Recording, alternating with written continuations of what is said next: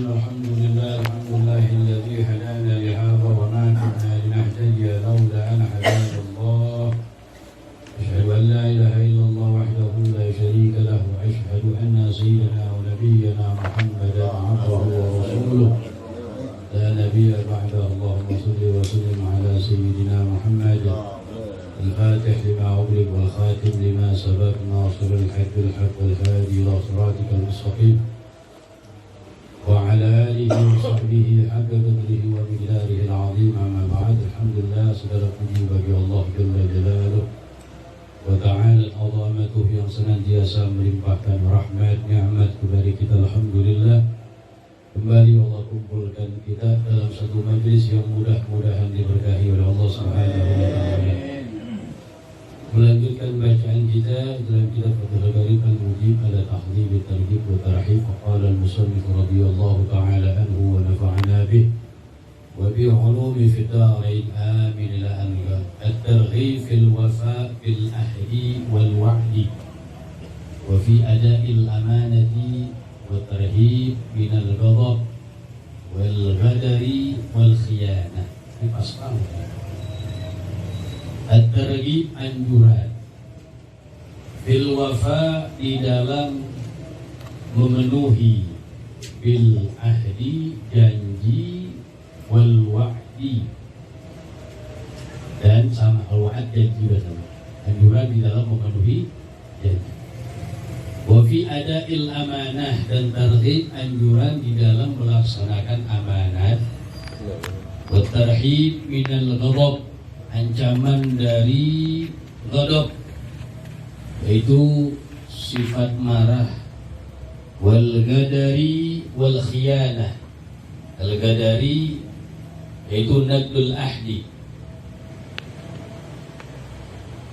Nadul ahdi yaitu mengingkari janji. Wal khiyanah dan ancaman dalam berkhianat. Qala Allah Ta'ala, Allah Subhanahu wa Ta'ala berfirman,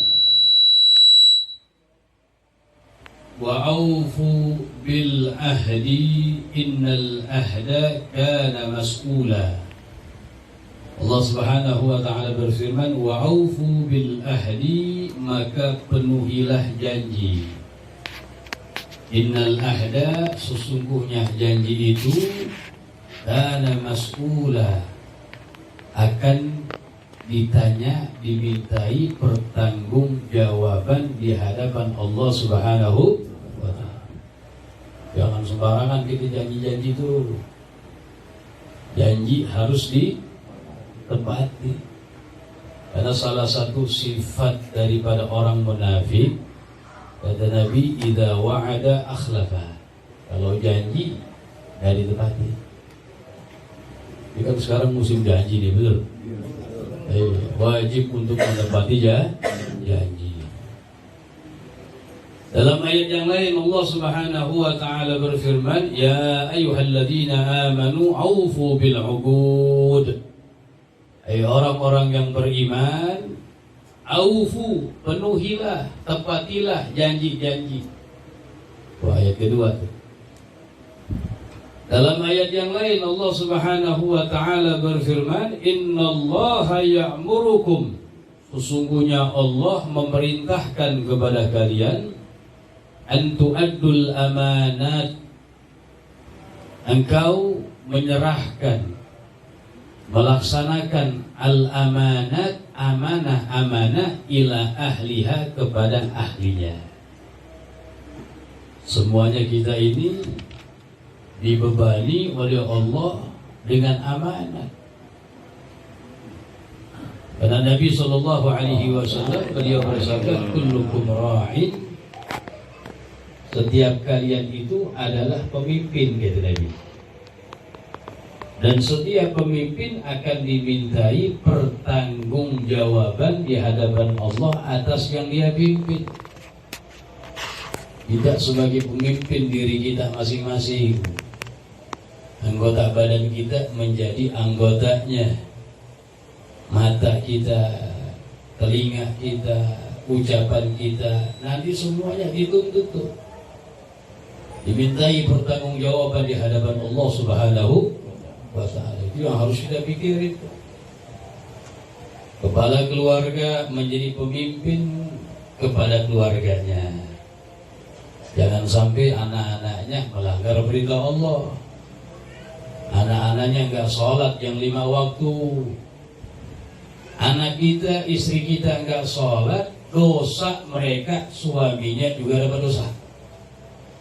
Suaminya juga dapat dosa.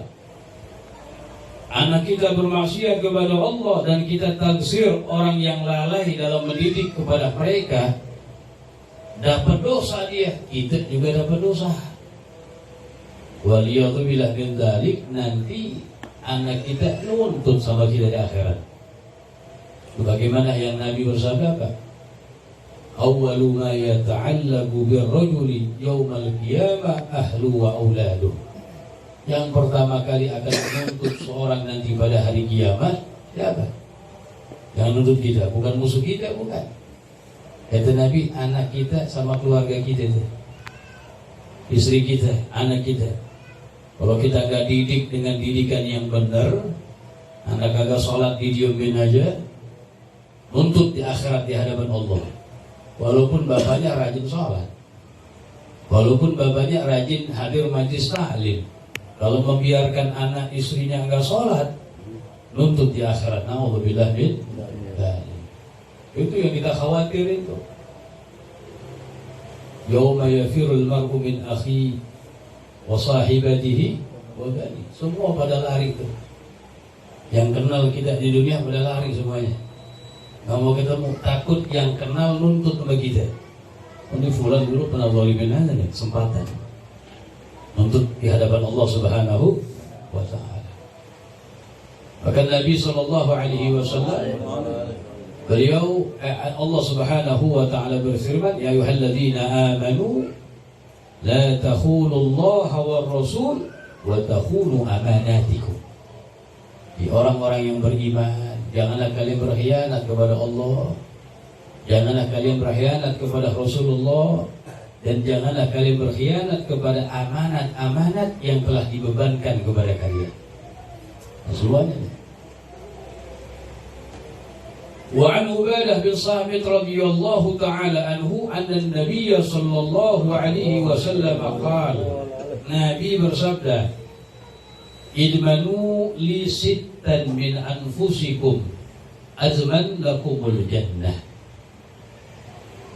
Idmanu, kalian jaminlah, kata Nabi, li untukku sittan, 6 perkara, min anfusikum, dari diri kalian, azman lakumul jannah, saya jamin buat kalian surga, kata Nabi.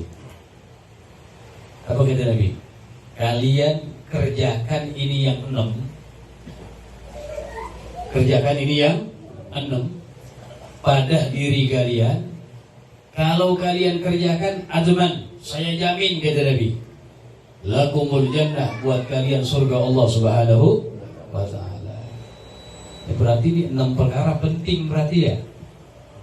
Yang Nabi bilang apa? Kalau kalian kerjakan nih yang 6 perkara, saya jamin buat kalian surga Allah Subhanahu wa Ta'ala. Dan ambil dulu nih, kerjain yang 6 nih ya. Berusaha kerjakan yang ada, yang mudah-mudahan, yang apa-apa, harapan Allahumma stajib, amin, arti ya Allah ijabahkan buat kita ini mengerjakan yang 6. Apa? Yang pertama, usduhu idza haddatsu, jujurlah, kata Nabi, apabila kalian berbicara. Kalau ngomong jujur dan jujur orang, jangan bohongin orang.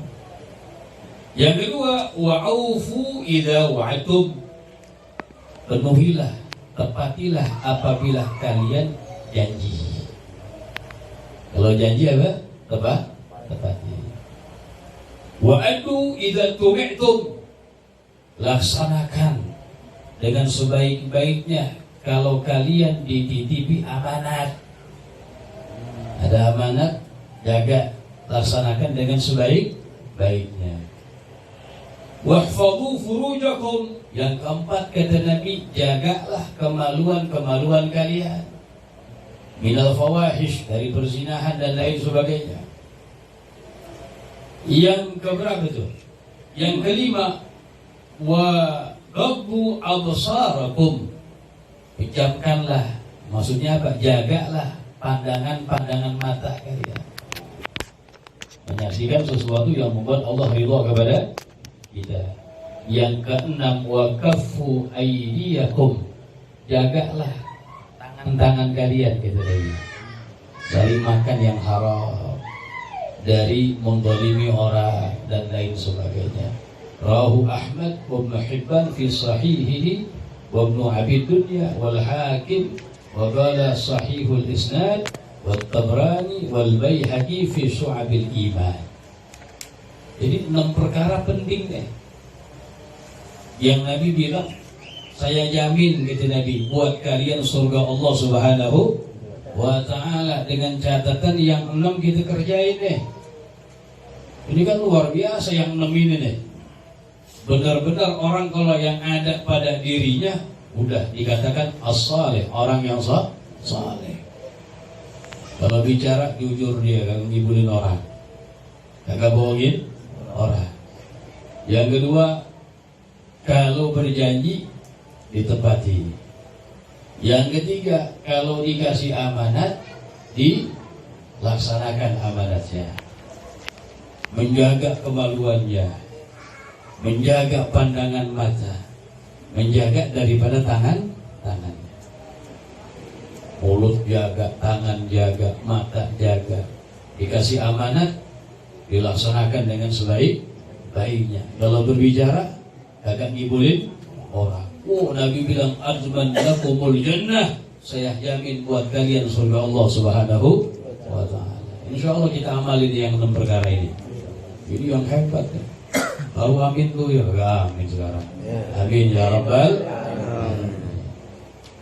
Amin artinya apa sih? Allahumma stajib, ya Allah ijabahkanlah. Wal makna di sini dalam syarahnya, wal makna anna Nabiya sallallahu alaihi wasallam yalzamu lana dukhulul jannah, bahwasanya Nabi sallallahu alaihi wasallam melazimkan buat kita masuk surga, memastikan buat kita masuk ke dalam surga. Mata hafadna, kapan kita menjaga ala hadhil khisal, atas perkara-perkara ini yang 6. Wahia apa? As-sidqu fil hadis, jujur di dalam berbicara. Wal wafa bil ahdi, yang kedua memenuhi janji. Wal muhafadzah 'alal amanah, yang keempat menjaga amanah. Yang ketiga tuh, yang keempat wal bu'du 'anil fawahish, menjauhkan perbuatan-perbuatan keji. Yang kelima wa ghaddul basar amma la yahillu, menjaga pandangan mata kepada sesuatu yang kagak halal. Yang keenam wal aklu minat thayyibat, makan yang baik-baik, yang halal-halal. Ambilnya yang halal, hati-hati nih makan makanan yang haram deh. Jadi kalau kita baca managib ulama-ulama kita, orang-orang soleh, pasti penjagaan orang tua mereka memberikan makan kepada anaknya yang halal. Karena kalau makan dari sesuatu yang haram, jangan harap anak kita jadi anak soleh, gak bakalan. Karena Nabi bilang apa? Kullu lahmin nabata min haram fannar aula bih. Daging yang tumbuh dari sesuatu yang haram, neraka lebih pantas bagi dia, kata Nabi. Man akala al-haram asad jawarihu sya'a am aba. Siapa orang yang memakan makanan yang haram, anggota badannya selalu bakal otomatis bermaksiat kepada Allah, mau kagak mau, begitu. Sebaliknya, wa man akala al-haram wa man akala al-halal ata'at jawarihu sya'a am aba. Siapa yang memakan makanan yang halal, secara otomatis anggota badannya akan condong kepada ketaatan kepada Allah, mau kagak mau, begitu.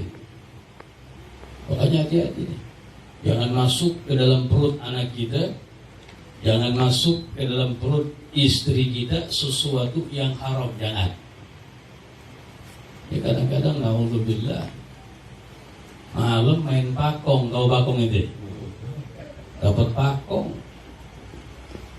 beli beras, karung, hati-hati dia. Makan sama bininya, dimakan sama anaknya, dan harap naudzubillah. Jadi harus yang masuk dalam perut kita sesuatu yang halal, begitu. Itu penting penjagaan maka berusaha kita. Wa an Aisyah, hadis yang terakhir, wa an Aisyah radhiyallahu anha anna Rasulullah sallallahu alaihi wasallam qala man zalama qida shibrin min al-ardi, siapa orang yang berbuat zalim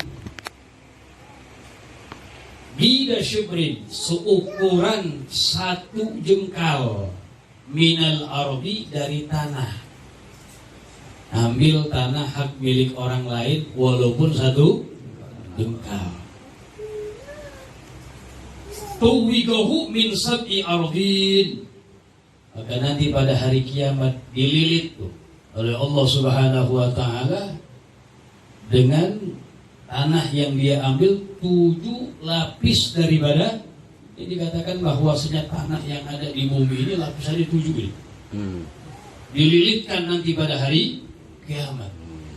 Ya, intinya apa? Akan mendapatkan azab yang pedih dari Allah Subhanahu wa taala meskipun hanya sejengkal tanah yang dia ambil punya orang. Kadang-kadang kan jauh oleh patokannya cabut dikit dipikir dikit. Sejengkal. Kalau panjangnya 1000 meter ya, kali sejengkal berapa rumah? Ala kulli hal. Kalau mereka salafun saleh, orang yang sangat warok mereka.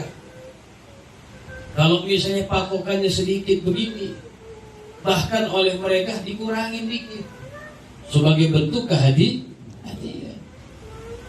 Nggak mau tuh sedikit pun mengurangi, merugikan saudaranya yang muslim. Intinya jadi pedagang, nimbang, nakar misalnya, mereka salafun saleh dilebihin dikit. Kadang yang warung deh, takarin beras 1 liter. Ya kalau bisa jangan pas tuh. Kalau digituin dulu pakai apa nih? Kayu ya. Kayu itu nih ya. Rata banget. Hati-hati tuh. Mungkin ada yang kurang berapa biji ya yo. Tanggungan di akhirat. Lebihin dikit. Niatin aja sedekah tusir, sedekah sembunyi. Itu fadilah besar. Jadi begitu. Jadi jangan pas, kalau bisa lebihin dikit. Kalau buat orang begitu, jangan menjadi orang yang nuntut. Kalau nimbang sama orang minta banyak. Kalau dia nimbang buat orang dikurangin orang. Wailul lil mutaffifin alladzina idza talu 'alan nasi yastawfun wa idza kaluhum aw wazanuhum yukhsirun. Wailul lil mutaffifin, kata Allah.